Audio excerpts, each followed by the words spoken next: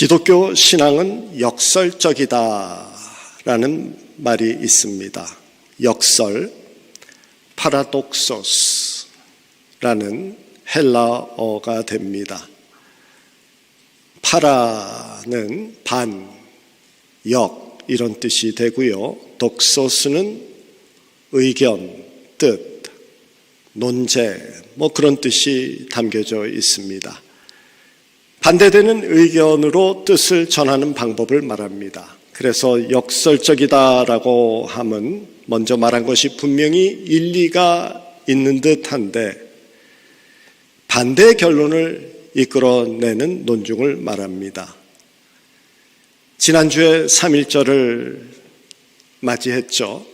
당시 독립운동가였고 시인이었던 한용운 선생님께서 잃어버린 조국, 떠나버린 조국에 대해 애처롭게 써내려간 시가 있습니다. 우리가 잘 아는 님의 침묵이라는 시입니다. 님은 같습니다. 사랑하는 나의 님은 같습니다. 푸른 산빛을 깨치고 단풍 나무숲을 향하여 난 적은 길을 걸어서 참어 떨치고 갔습니다.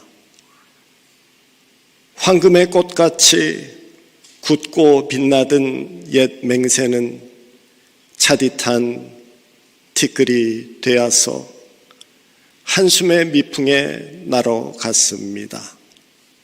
날카로운 첫 키스의 추억은 나의 운명의 지침을 돌려놓고 뒷걸음 쳐서 사라졌습니다.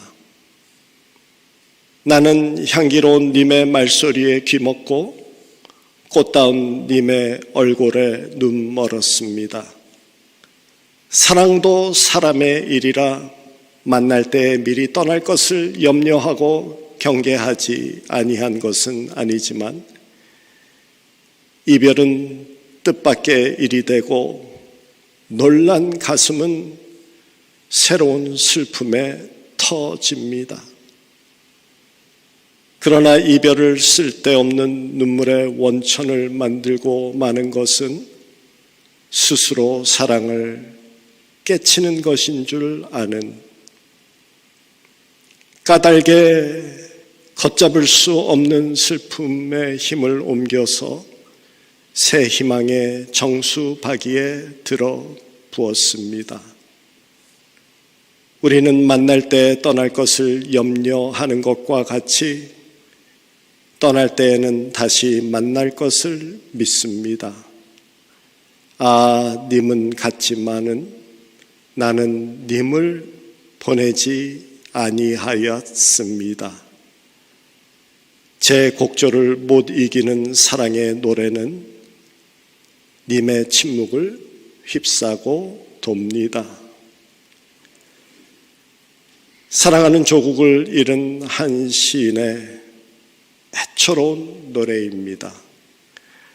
님은 같지만은 나는 님을 보내지 아니하였습니다.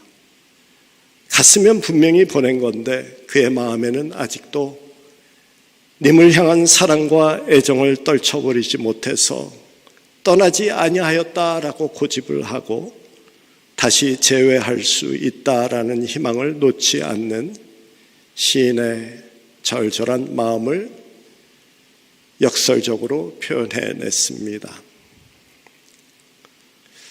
처음에 들은 내용이 일리가 있는데 반면에 반대로 낸 그 결론의 여운이 더 깊게 남습니다. 기독교 신앙은 역설적이다. 하늘 나라 때문입니다. 시편 119편에 고난당하는 것이 내게는 유익이라. 고난은 일반적으로 좋게 여겨지지 않습니다. 그런데 신앙 안에서는 유익이다라는 결론을 냅니다. 역설입니다. 주는 것이 받는 것보다 복이 있다. 일반적으로 복은 내가 받아내는 것입니다. 그런데 내 것을 내어주는 것이 더 복이 있다라고 하십니다. 역설입니다. 내가 가난해도 예수 안에서는 풍요함이 있다라고 말합니다. 역설입니다. 세상에서 생각하는 일반적인 가치관을 따르지 않고 도리어 하늘의 가치관으로 살아가는 것이 믿음의 삶이기 때문입니다. 오늘 본문에서도 이러한 역설을 말씀하십니다. 오늘 본문 말씀을 보면 예수님께서 갈릴리를 지나면서 제자들에게 앞으로 일어날 일에 대해서 또다시 말씀을 하십니다. 31절입니다. 이는 제자들을 가르치시며 또 인자가 사람들의 손에 넘겨서 죽음을 당하고 죽은 지 3일 만에 살아나리라는 것을 말씀하셨기 때문이더라. 예수님이 십자가에 죽으실 것을 미리 말씀하십니다. 그런데 32절에 보면 제자들의 관심이 없습니다. 그러나 제자들은 그 말씀을 깨닫지 못하고 묻기도 두려워하더라. 제자들이 듣기에 예수님의 말씀은 상황과 전혀 맞지 않는 이야기입니다. 예루살렘에서도 그렇고 지금 예루살렘에서 돌아와서 갈릴리 지역에서 잠시 지냈지만은 영으로 대접을 받고 있는 경우입니다. 백성들은 예수님을 로마의 압제로부터 해방을 가져올 왕으로 추대하고자 하는 분위기였습니다. 그래서 예수님의 죽음에 대한 말씀이 전혀 귀에 담기지 않습니다. 예수님, 그게 도대체 무슨 말씀입니까? 라는 마땅한 질문도 피하고 있습니다. 묻기도 두려워하더라 라고 하죠. 일반적으로 사람들은 생각지 못한 답이 나올 것을 예상하면 무의식적으로 질문도 피합니다. 제자들은 묻지 않고 자기네들의 이야기만 계속해 나아갑니다. 이제 가버나움에 이르렀습니다. 제자들이 함께 모였을 때 예수님께서 물으십니다. 33절 말씀이죠. 길에서 너희가 토론한 것이 무엇냐? 제자들은 아무 말도 못하고 벙어리가 됩니다. 왜냐하면 예수님께서는 분명히 자신의 죽음에 대해서 말씀하셨는데 제자들은 누가 높은 자리를 차지할 것이냐라는 논쟁을 했기 때문입니다. 염치가 없었죠. 제자들이 상황을 몰라도 너무 모르고 이해를 하지 못해도 너무 못하고 있구나라는 생각에 예수님께서는 제자를 불러서 타이르듯이 가르치십니다. 35절입니다. 누구든지 첫째가 되고자 하면 무사람의 끝이 되며 무사람을 섬기는 자가 되어야 하리라. 믿는 자의 역설적인 삶을 가르치십니다. 그런 후 36절과 37절에서는 절대로 보상받지 못할 어린아이를 앞에 세웁니다.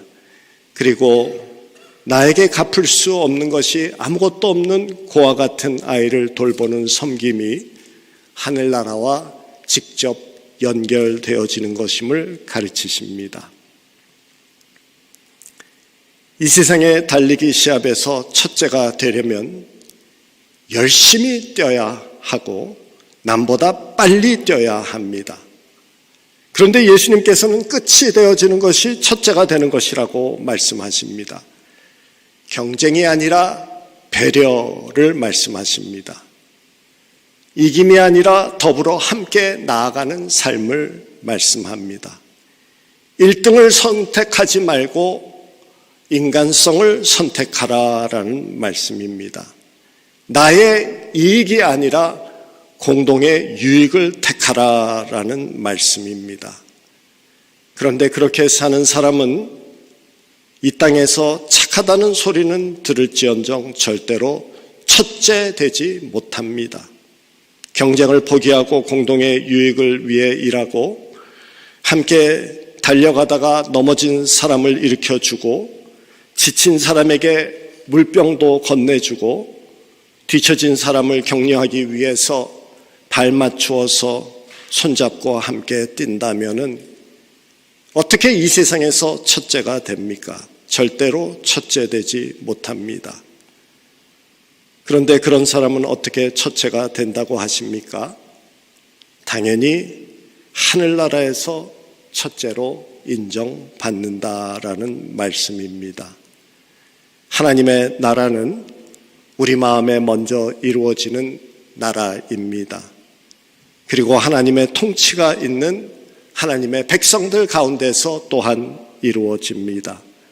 그리고 궁극적으로는 온전한 통치가 이루어지는 하늘나라, 다가오는 하늘나라를 말씀합니다. 결국 이 땅에서가 아니라 하늘나라에서 첫째 되어진다라는 말씀을 해 주십니다. 우리가 2월의 설교 중에 또 구역 예배의 본문으로 삼았던 빌립보서 2장 5절부터 11절의 말씀을 기억하실 것입니다. 너희 안에 이 마음을 품으라 곧 그리스도 예수의 마음이니 라고 하면서 그는 스스로를 낮추셨고 죽기까지 복종하셨으니 십자가에 죽으심이라 라고 하십니다. 그런 후에 겸손을 이루고 사신 예수님의 삶에 대한 상급을 마지막에 이렇게 정리하면서 세 가지의 상급을 말씀하십니다. 9절에 그 이름을 높이셨다라고 하십니다. 명예입니다.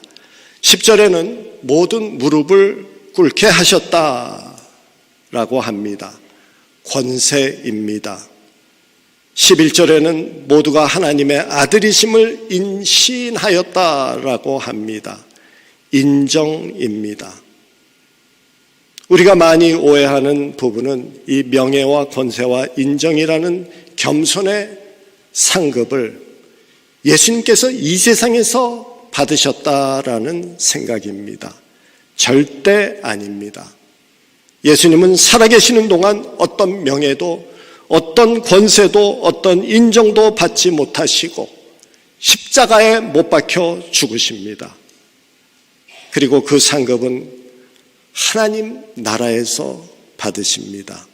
이 땅에서는 비천한 몸으로 십자가에 못 박혀 죽으시고 그 희생에 대한 보상을 조금도 받지 못하셨습니다. 믿는 우리들이 무엇을 제대로 알아야 됩니까? 우리가 추구하는 믿음의 상급은 이 세상에서 얻어내는 것이 아니다라는 이 사실을 제대로 믿고 알고 예수를 믿어야 합니다. 예수 믿어서 부자 되어진다. 예수 잘 믿으면 자식도 잘 된다. 예수 잘 믿어서 가정이 화목하다. 물론 그럴 가능성이 있습니다. 누구에나 있듯이 예수 믿는 자에게도 있습니다. 그러나 반드시 그렇지 않습니다. 예수 잘 믿는 사람들이 힘들게 살 수 있고 예수 잘 믿어도 가정이 찢어지고 예수를 잘 믿어도 자식이 말썽 부릴 수 있고 험한 일이 생길 수 있습니다. 우리 시구의 표현으로 말하자면 예수 잘 믿어도 팔자가 셀 수가 있어요. 예수 믿어 우리는 천국 가는 이 소망을 가지고 사는 자들입니다.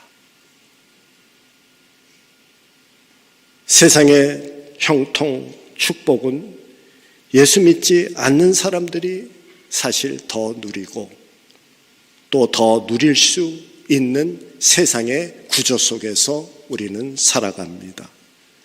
이 땅에서 하나님의 말씀대로 살려고 하면 도리어 거추장스러울 때가 더 많지 않습니까? 우리는 일반적으로 성경을 거꾸로 읽기 때문에 이런 오해를 하며 신앙생활을 합니다. 일반적으로 우리는 구약에서 원리를 끄집어내어서 신약의 말씀에 적용을 하는 실수를 합니다. 예수님이 오기 전에 쓰여진 구약에는 이런 가르침들이 많습니다. 하나님을 사랑하고 그의 말씀에 순종하면서 믿음을 지키고 살면은 이 땅에서 형통하고 축복을 받는다. 과부였던 롯의 이야기에서 그녀가 믿음을 지켰을 때 보아스라는 부자를 만나서 인생이 확 변해버립니다. 애쓰던 믿음으로 죽으면 죽으리라 라는 각오를 했을 때 민족의 영웅이 되어집니다. 욥은 하나님을 의지하고 끝까지 인내하였을 때 2배의 물질로 축복을 받습니다. 요셉은 모든 고난을 믿음으로 이겨나갔을 때 총리라는 권력의 자리에 올라섭니다. 다니엘은 사자굴에 들어갈지언정 기도의 자리를 포기하지 않았을 때 하나님께서는 그를 최고의 통치자의 자리까지 높이셨습니다. 일반적으로 구역에서 주어지는 이런 이야기를 통해서 세상의 축복을 얻어내는 원리를 찾아냅니다. 그리고 그 말씀을 신약에 적용을 합니다. 그래서 오늘 말씀에 적용하면 이런 식이 되겠죠. 누구든지 첫째가 되고자 하는 자는 끝이 되고 무사람을 섬기는 자가 되어야 하리라. 주어진 자리에서 믿음을 지키고 끝까지 섬겨내라. 누가 뭐라고 하더라도 그 섬김의 자리를 놓지 마라. 그러면은 결국 요새와 같이 다니엘과 같이 하나님이 책임져 주신다. 첫째로 얹혀 주실 거야. 천만의 말씀입니다. 그것은 구약의 말씀과 신약의 말씀을 거꾸로 읽어버렸기 때문입니다. 우리 민족 정서의 대표적인 구복 신앙으로 성경의 말씀을 왜곡한 것이죠. 성경은 신약과 구약이 있어 우리가 신구약이라고 하죠. 신약을 제대로 이해하고 그곳에서 원리를 찾아서 구약에 적용하는 것입니다. 하나님의 아들이신 예수 그리스도가 성경의 주인공이 되십니다. 예수님은 태어날 때부터 말구유에서 가난하게 비천한 모습으로 태어나셨고 그런 모습으로 평생을 사셨던 분입니다. 결국 세상의 부귀 영화를 다 거부하시고 십자가에 못 박히시어 그 마지막 고통까지 인내하시며 하나님의 뜻을 이루시는 삶을 사셨습니다. 하나님의 뜻을 쫓기 위해 이 땅의 부귀 영화를 거부하셨을 때 하나님께서 천국에서 높이시고 권세를 주시고 인정하셨다라는 말씀이 빌립보서 2장의 말씀이 되어집니다. 우리가 흔히 잘못 이해하는 구약의 올바른 해석이 히브리서 11장에 잘 나와 있습니다. 믿음의 선조를 이야기하고 있는데 세상에서 잘 나갔던 사람임에도 불구하고 세상에 잘 나갔다라고 말하는 것이 하나도 적혀져 있지 않습니다. 모세는 당시의 부귀 영화를 누릴 수 있었지만 그리스도를 위해서 하나님의 백성들과 함께 고난을 받았다라고 합니다. 이 땅에 사라질 보화를 포기하고 더 큰 풍요를 택한 믿음의 사람이다라고 말합니다. 히브리서 11장 24절부터 26절의 말씀입니다. 믿음으로 모세는 장성하여 바로의 공주의 아들이라 칭함을 받기를 거절하고 도리어 하나님의 백성들과 함께 고난받기를 잠시 죄악의 날을 누리는 것보다 더 좋아하고 그리스도를 위하여 받은 수모를 애굽의 모든 보화보다도 더 큰 재물로 여겼으니 이는 상 주심을 바라봄이라. 하늘의 상 주심을 바라보고 살았던 모세라고 합니다. 아브라함은 족장의 우두머리였고 많은 재물과 종을 거스린 그런 뽐낼 만한 사람으로 구약에 기록되어져 있습니다. 우리식으로 말하자면 아브라함은 이민 가서 대단한 성공을 한 사람입니다. 그런데 신약에서 히브리서 11장 16절을 살펴보면은 그의 재산의 목록은 한 번도 언급하지 않습니다. 그의 믿음만 말하고 있습니다. 하늘나라에서 하나님이 따지시는 것을 거기에다 그대로 적어 놓습니다. 이 땅을 타국으로 여기고 하나님께서 준비하신 하늘의 본향만 바라보며 살았다라고 이렇게 말씀합니다. 그들이 아브라함의 가족을 말합니다. 이제는 더 나은 본향을 사모하니 곧 하늘에 있는 것이라. 그러므로 하나님이 그들의 하나님이라 일컬음을 받으심을 부끄러워하지 아니하시고 그들을 위하여 한 성을 예비하셨느니라. 성경 말씀은 신구약의 순서를 뒤집어 읽으면 안 됩니다.